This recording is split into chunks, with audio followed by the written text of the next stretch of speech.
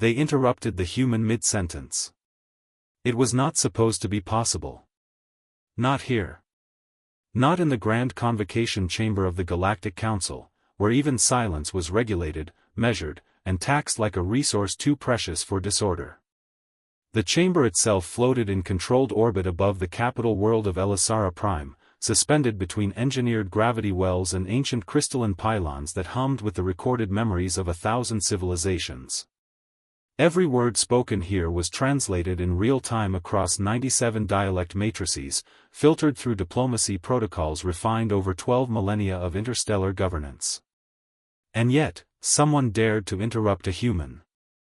The moment it happened, the chamber did not react at first. It hesitated. A fraction of a second where reality itself seemed unsure of the rules it was meant to follow. The human, Captain Elias Mercer, stood at the central envoy dais, alone, unarmed, and unaccompanied by any visible escort. His posture was steady, but not rigid. Controlled, but not submissive. The kind of stillness that did not belong to fear, but to something far more dangerous, patience. He had been speaking for exactly 43 seconds. Then the High Arbiter raised a hand. The gesture was small, almost dismissive. A practiced motion used countless times to silence lesser delegates, to redirect weaker negotiations, to end irrelevant transmissions before they became inconvenient. But this time, when the Arbiter's hand fell, the chamber's translation lattice flickered. Not failed, flickered, as if something had brushed against it from the other side. Human envoy, the Arbiter began, voice layered through a dozen harmonic processors, your species has exceeded its allocated. The sentence never finished. Because Mercer stopped speaking. Not abruptly. Not in shock. He simply paused, as if acknowledging a minor interruption in a private thought. His eyes lifted slightly, scanning the council tiers suspended above him, hundreds of alien dignitaries watching from their levitating seats, their bioluminescent scripts pulsing with irritation, curiosity, and something closer to contempt. And then the room changed temperature. Subtle at first. A cooling that had no physical source. Security drones, sleek, silver constructs hovering along the chamber's perimeter, began to drift off synchronization, their formation patterns unraveling like threads pulled from a tapestry. A faint distortion crawled through the air, warping light just enough that reflections no longer matched their origins. Mercer tilted his head. Not in confusion. In recognition.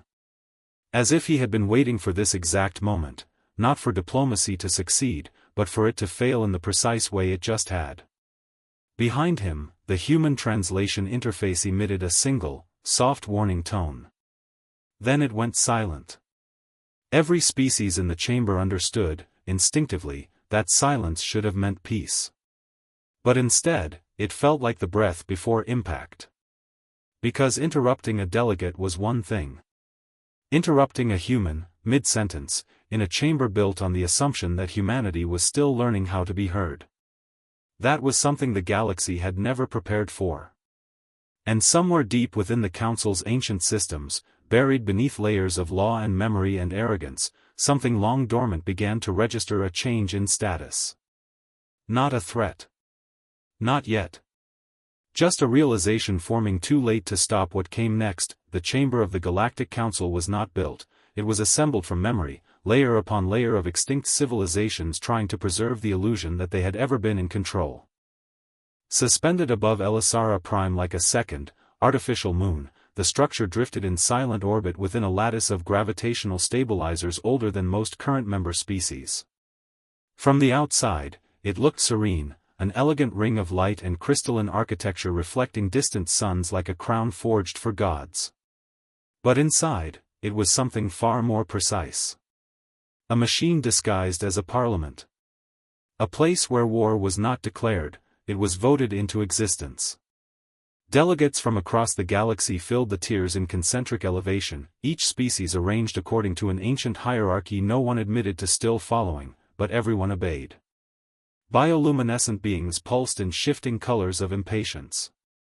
Carbon-based humanoids whispered in clusters, their vocalizations filtered through translation halos that softened aggression into bureaucratic neutrality. Even the non-biological intelligences flickered through holographic shells, each one carefully constrained so that no thought could exceed protocol without approval. At the center of it all stood the Envoy platform.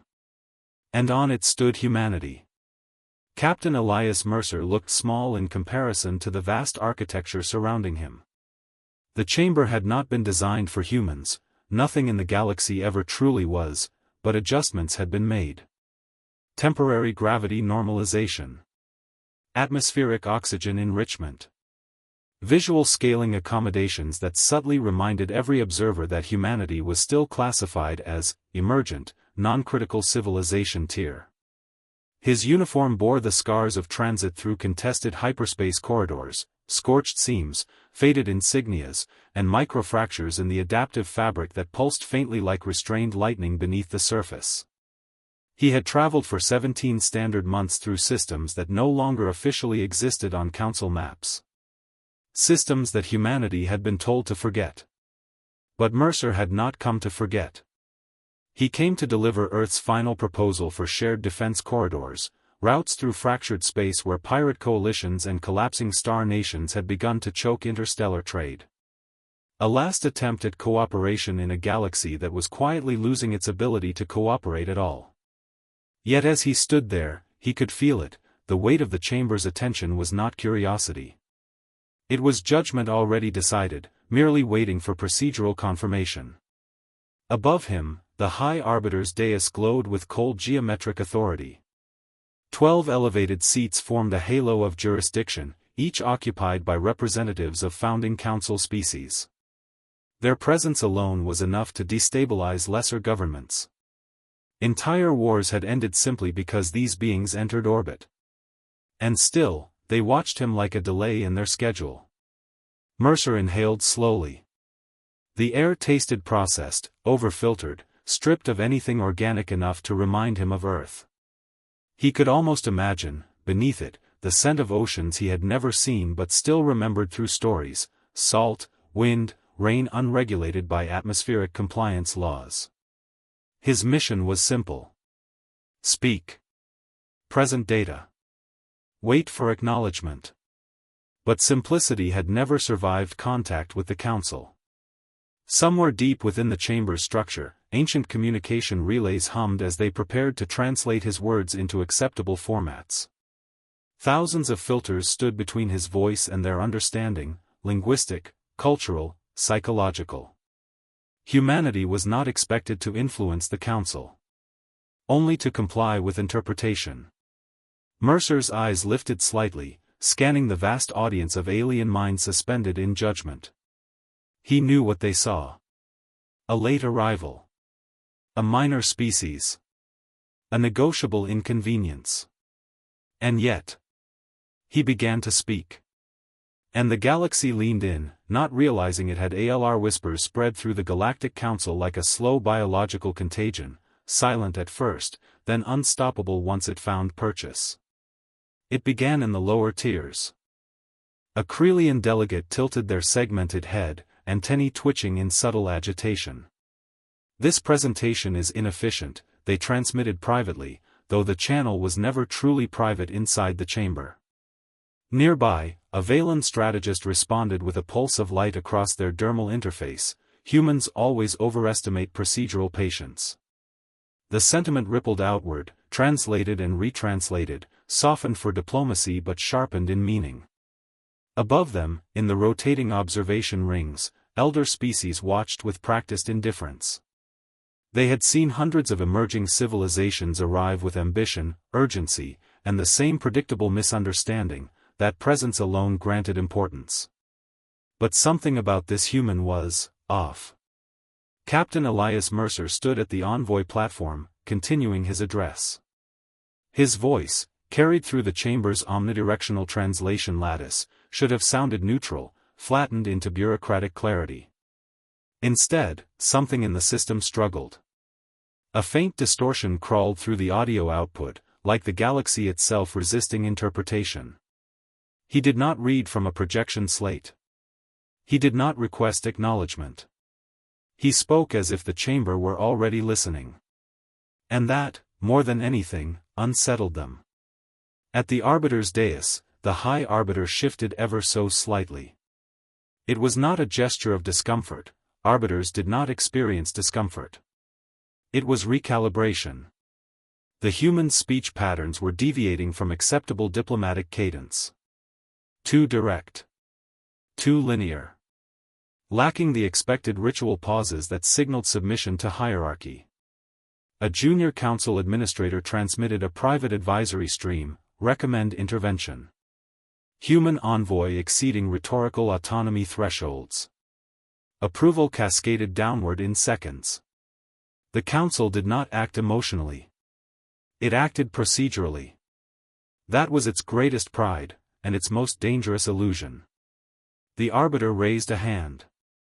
It was a gesture encoded in millennia of interspecies governance, universal, absolute, unquestionable.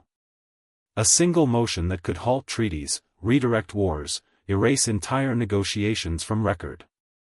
Across the chamber, systems responded instantly. Translation engines throttled incoming speech. Ambient gravitic stabilizers adjusted micropressures to reinforce attention toward the arbiter. Security drones recalibrated orbital paths, their optics focusing on the envoy platform with clinical precision. Human envoy, the arbiter declared, voice expanding through harmonic amplification fields, your species has exceeded its allocated discourse window. Mercer did not stop immediately. That was the first fracture in expectation. He finished the sentence he was already forming, calmly, precisely, as if the interruption were merely background noise in a controlled environment. Only then did he pause, the silence stretching just long enough for the chamber to notice it was no longer in command of the rhythm. That pause did something no council protocol had anticipated. It created uncertainty. And uncertainty, in a system built on absolute procedural dominance, behaved like structural damage. A flicker passed through the translation lattice. Not a failure, something subtler. A hesitation in interpretation layers, as if the system had momentarily questioned whether it had understood intent correctly. Security drones drifted a fraction off formation sync. A holodisplay in the upper tiers stuttered, replaying Mercer's last words twice before correcting itself. And every observer, regardless of species, biology, or synthetic architecture, felt it simultaneously. The human had not been silenced. He had chosen to stop. Mercer lifted his gaze slowly, scanning the chamber as if reassessing it for the first time. But there was no confusion in his expression. Only recognition. As though the interruption had not disrupted his speech at all, but confirmed something he already knew was coming. And in that quiet, procedural chamber of infinite law and calculated order, a far more unsettling realization began to spread beneath the whispers. The council had not interrupted a diplomat. They had interrupted something that was still deciding whether it needed to finish speaking. I have a 6-paragraph cinematic sci-fi story. Each paragraph represents a unique part of the storyline, e.g., hook, setup, conflict, twist, climax, or ending. I want you to expand only paragraph number 5 into a highly immersive, cinematic narrative of around 500 words. Your goal. Keep the tone intense and emotionally engaging. Add realistic world building, sensory detail, internal thoughts, and slow-paced tension. Maintain consistency with the original paragraph's purpose, e.g., hook should remain a powerful opening, twist should feel shocking, ending should hit emotionally. Use film trailer-level narration style, powerful, clear, and gripping. Make sure the paragraph feels like a complete scene on its own while still being connected to the overall storyline. Now expand paragraph number 5. I have a 6-paragraph cinematic sci-fi story. Each paragraph represents a unique part of the storyline, e.g., hook, setup, conflict, twist, climax, or ending. I want you to expand only paragraph number 6 into a highly immersive, cinematic narrative of around 500 words. Your goal. Keep the tone intense and emotionally engaging. Add realistic world building, sensory detail, internal thoughts, and slow-paced tension. Maintain consistency with the original paragraph's purpose, e.g., hook should remain a powerful opening, twist should feel shocking, ending should hit emotionally.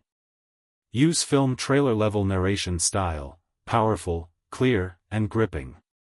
Make sure the paragraph feels like a complete scene on its own while still being connected to the overall storyline. Now expand paragraph number 6. The moment Mercer tapped his wrist, the galaxy did not explode. It paused.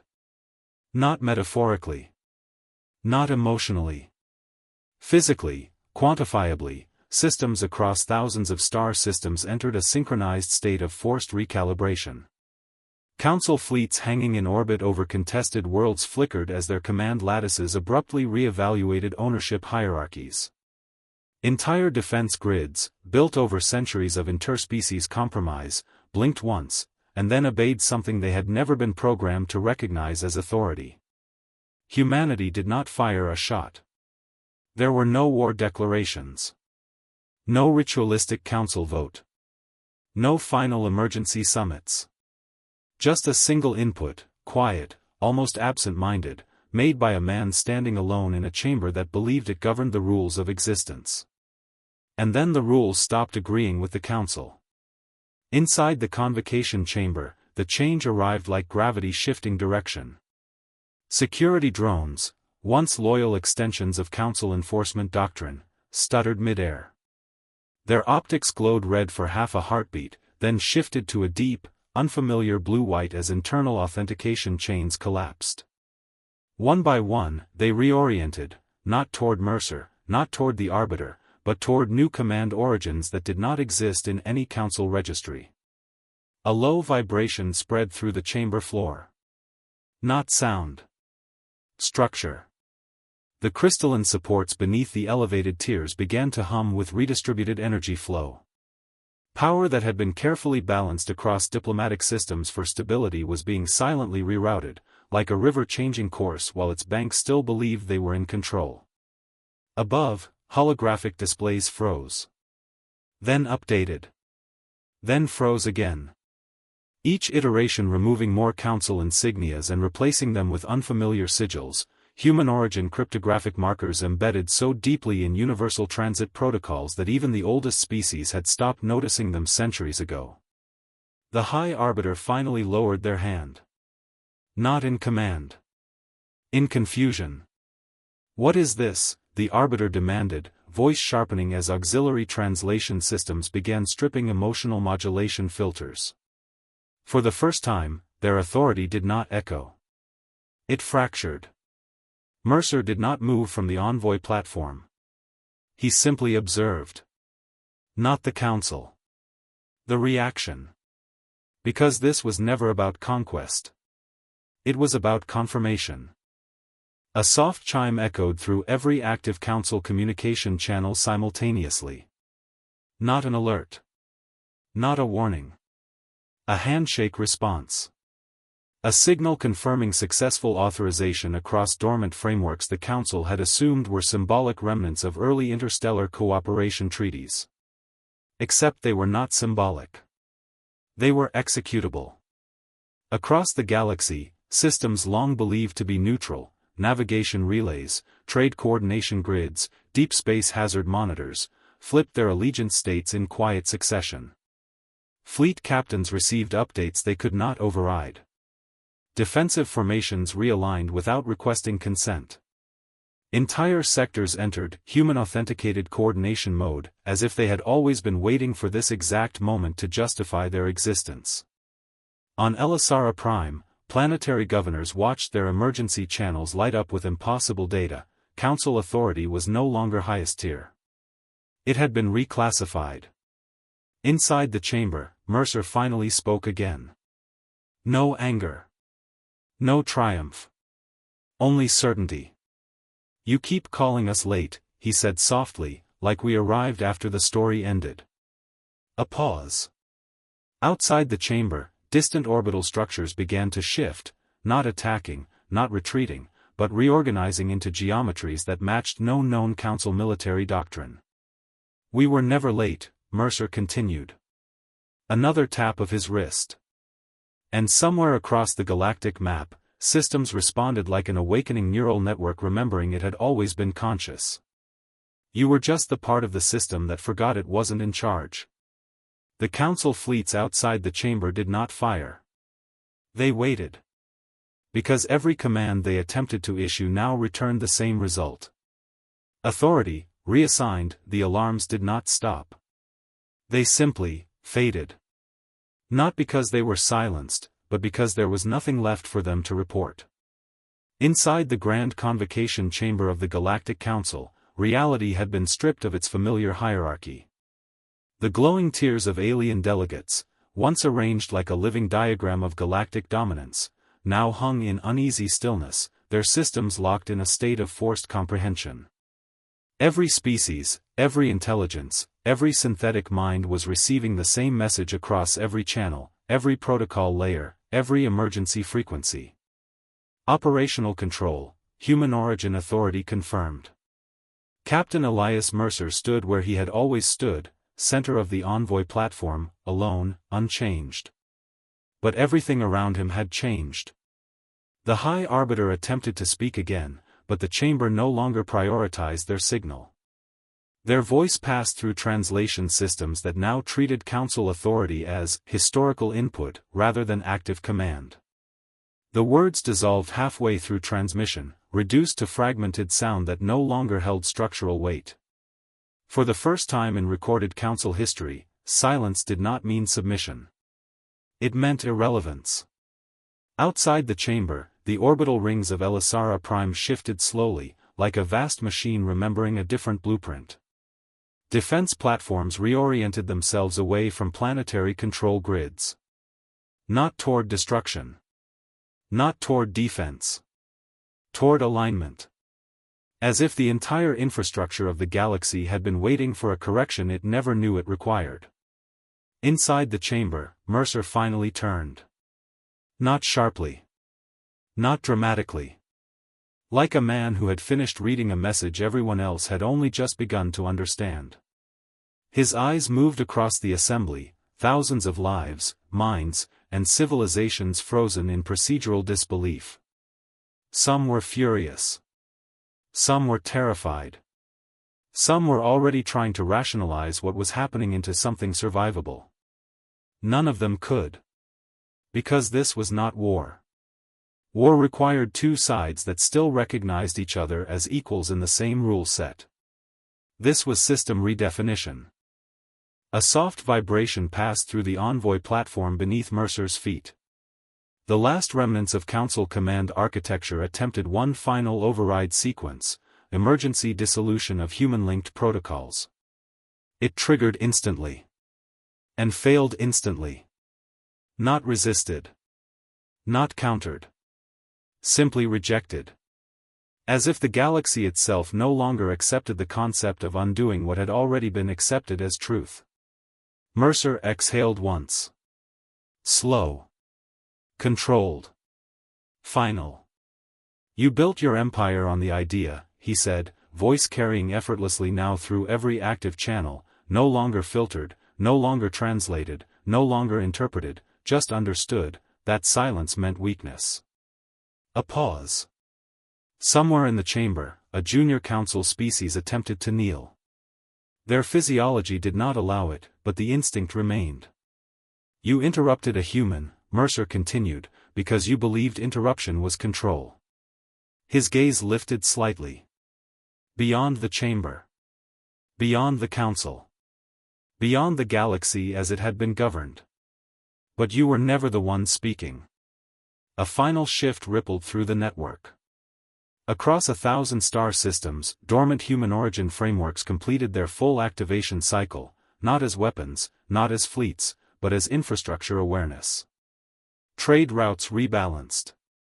Defense grids stabilized.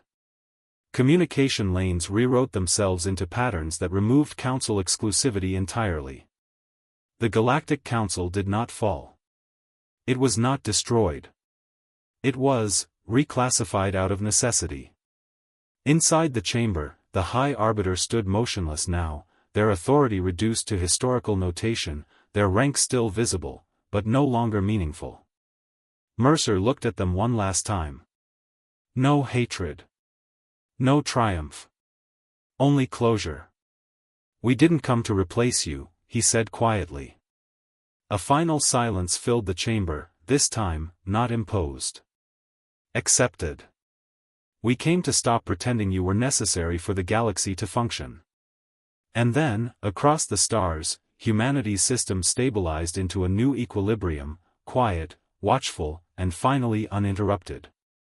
Because the galaxy had learned, too late, the one rule it would never forget again. Do not interrupt what has already finished deciding the future.